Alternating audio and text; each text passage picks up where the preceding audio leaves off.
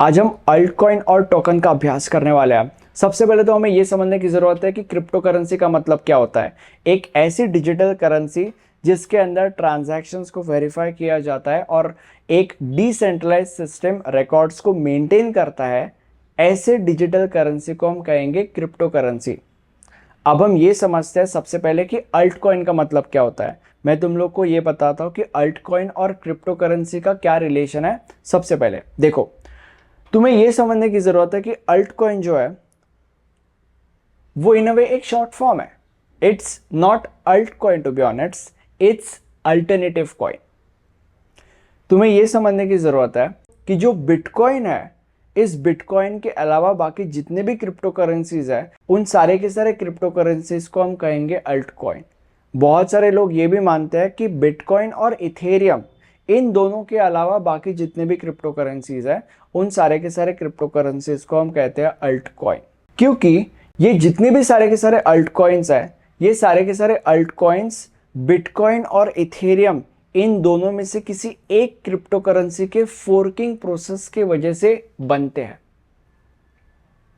Okay, अब तुम्हारे मन में यह सवाल आएगा कि फोर्किंग प्रोसेस का मतलब क्या होता है। What the hell is forking bro? Forking का मतलब क्या है? अब मैं तुम लोग को ये बताता हूँ कि फोर्किंग का मतलब क्या होता है। देखो, लेट्स से फॉर एग्जांपल तुम्हारे पास एक ब्लॉकचेन है। अब ब्लॉकचेन के अंदर क्या होता है? Blocks are connected to each other, right. अब इस ब्लॉकचेन के अंदर तुम एक अपडेट लाना चाहते हो, ठीक है, और मान लेते हैं कि तुमने वो अपडेट ला लिया। अब जब तुम इस ब्लॉकचेन के अंदर कोई अपडेट लाना चाहते हो, तो ऐसा जरूरी नहीं है कि हर एक ब्लॉक उस अपडेट को एक्सेप्ट करेगा। It is not necessary bro. ऐसे हो सकता है कि कुछ ऐसे ब्लॉक्स है जो उस अपडेट को एक्सेप्ट ना करें। ऐसे हो सकता है कि कुछ ऐसे ब्लॉक्स है जो उस अपडेट को रिजेक्ट कर दे। फॉर एग्जांपल, इस हमारे ब्लॉकचेन के अंदर मान लेते तुमने अपडेट ला लिया 4 5 6 1 2 3 4 5 6 7 8 एंड सो ऑन 8 तक सारे के सारे ब्लॉक्स ने उस अपडेट को एक्सेप्ट कर लिया। बट 9 10 एंड सो ऑन, ये सारे के सारे ऐसे ब्लॉक्स है जिन्होंने उस अपडेट को एक्सेप्ट नहीं किया, जिन्होंने उस अपडेट को रिजेक्ट कर दिया। तो ऐसे केस में एक फोर्क बनेगा। Fork between a chain of blocks जिन्होंने उस अपडेट को एक्सेप्ट किया और अ चेन ऑफ ब्लॉक्स जिन्होंने उस अपडेट को रिजेक्ट कर दिया। ठीक है, तो बेसिकली यहां पे फोर्क बन गया। अब मैं ये चाहता हूं कि तुम इमेजिन करो कि तुम्हारी एक गर्लफ्रेंड है जिससे तुम बहुत ज्यादा प्यार करते हो और तुम्हारा झगड़ा हो गया। अब तुम्हारा झगड़ा हुआ, इसका मतलब ये थोड़ी ना है कि तुम उसके साथ ब्रेकअप कर लोगे, राइट। अब तुम्हारा झगड़ा हुआ, इसका मतलब ये थोड़ी ना है कि तुम उससे ब्रेकअप कर लोगे। इन द सेम वे, इस ब्लॉकचेन के अंदर अगर कुछ ऐसे ब्लॉक्स है जो उस अपडेट को एक्सेप्ट नहीं कर रहे हैं, तो इसका मतलब ये थोड़ी ना है कि तुम उन ब्लॉक्स को ब्लॉकचेन से ही डिस्कार्ड कर लोगे। और इसीलिए ये फोर्क बनता है, क्योंकि हम उन ब्लॉक्स को ब्लॉकचेन से डिस्कार्ड नहीं करने वाले, इसीलिए फोर्क ये बनता है। और ये एक अलग डायरेक्शन में चीजें यहां पे चलती है। अब पता चला कि फोर्क क्या होता है, अब पता चला कि फोर्किंग का प्रोसेस क्या होता है। अब तुम्हें यह समझने की जरूरत है कि ये जो ब्लॉकचेन है ये एक क्रिप्टो करेंसी यूज कर रहा है, राइट। अब फोर्किंग होने के बाद, मतलब फोर्क बनने के बाद, ये जो नया ब्लॉकचेन तैयार हुआ है यहाँ पे, ये जो नया चेन तैयार हुआ है यहाँ पे, ऐसे हो सकता है कि ये जो नया चेन है वो एक नया क्रिप्टो करेंसी यूज करना चालू कर दे। और जो क्रिप्टो करेंसी ये नया चेन फिर यूज करना चालू करेगा, उस क्रिप्टो करेंसी को हम कहेंगे अल्ट कॉइन। ठीक है, अगर लेट्स से फॉर एग्जांपल ये जो चेन है वो फॉर एग्जांपल ये बिटकॉइन है। लेट्स से फॉर एग्जांपल ये जो चेन है वो बिटकॉइन का इस्तेमाल कर रहा है, जिसको हम बीटीसी बोलते हैं। बिटकॉइन इस क्रिप्टो करेंसी का इस्तेमाल ये चेन कर रहा है। तो फोर्क होने के बाद ये जो चेन है, ये चेन जिस नए क्रिप्टो करेंसी का इस्तेमाल करेगा उसको हम कहेंगे bitcoin cash, which is BCH। BCH is the altcoin here। ठीक है, तो बेसिकली अल्टकॉइन का मतलब ये होता है, फोर्क ये होता है, और फोर्किंग का प्रोसेस भी मैंने तुम लोग को अभी अभी समझा दिया। अब यहाँ पे मैंने दो ऐसे फीचर्स लिखे हुए हैं जो मोस्टली हर एक अल्टकॉइन के अंदर कॉमन ही होता है। सबसे पहला फीचर इज, मैं ज़्यादा समझाने नहीं वाला, लाइक इधर आई डोंट थिंक तुम्हें कुछ समझाने की ज़रूरत है, इसलिए मैं रीड आउट ही कर रहा हूँ। पहला feature is they are peer to peer digital currencies that involve a mining process. अब ये पीयर टू पीयर क्या होता है, डिजिटल करेंसी क्या होता है, माइनिंग प्रोसेस क्या होता है, इन सब चीज़ों के लिए तुम्हें मेरे प्रीवियस लेक्चर्स देखने पड़ेंगे, वेरी सॉरी फॉर दैट।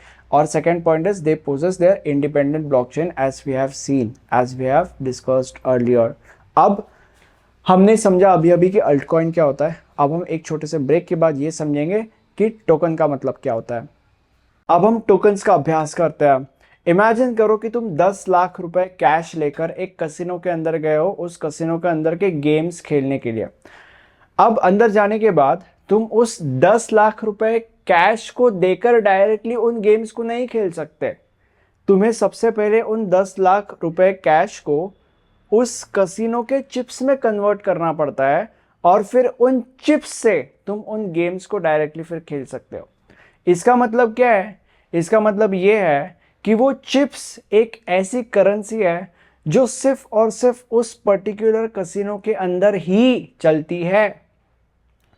अगले दिन अगर तुम्हारे पास कुछ चिप्स, मान लेते तुमने बचा लिए और घर पे लेके आए, और उन चिप्स के मदद से, और फिर तुम बाजार में जाते हो टमाटर खरीदने के लिए, और उस दुकान वाले को बोलते हो कि मुझे 10 टमाटर दो, बदले में चिप्स लो। These chips are worth rupees let's say 10,000। तो वो दुकान वाला नहीं देने वाला तुम्हें वो टमाटर, और ना कि वो तुमसे वो चिप्स लेगा। ठीक है, वो चिप्स एक ऐसी करेंसी है, वो सिर्फ और सिर्फ उसी कसिनो के अंदर चलती है। अब जैसे चिप्स वो करेंसी थी जो सिर्फ और सिर्फ उसी कसिनो के अंदर चलती थी, इन द सेम वे जो टोकन्स होते हैं वो एक ऐसी करेंसी होती है जो एक पर्टिकुलर ब्लॉकचेन के अंदर ही चलती है। फॉर एग्जाम्पल, अगर सपोज हमने इथेरियम ब्लॉकचेन नेटवर्क को कंसिडर किया, तो उसके अंदर जो करेंसी चलती है या जो टोकन चलता है, उस टोकन का नाम है गैस। इसका मतलब क्या है? गैस एक ऐसी करेंसी है जो सिर्फ और सिर्फ इथेरियम ब्लॉकचेन नेटवर्क के अंदर ही चलती है, और उसके अलावा बाहर कहीं पे भी नहीं। ईथर वो एक क्रिप्टो करेंसी है, वो इथेरियम की क्रिप्टो करेंसी है, तुम ऐसे भी कह सकते हो। तो ईथर का काम अलग है, ईथर अलग है। Ether is the crypto currency of Ethereum. Gas is the token of Ethereum. Gas एक ऐसी करेंसी है जो सिर्फ और सिर्फ इथेरियम ब्लॉकचेन नेटवर्क के अंदर ही चलती है, और उसके अलावा बाहर कहीं पे भी नहीं चलने वाली। ठीक है, तो बेसिकली टोकन का मतलब ये होता है। टोकन क्या है? टोकन एक ऐसी करेंसी है जो सिर्फ और सिर्फ एक पर्टिकुलर ब्लॉकचेन नेटवर्क के अंदर ही चलती है।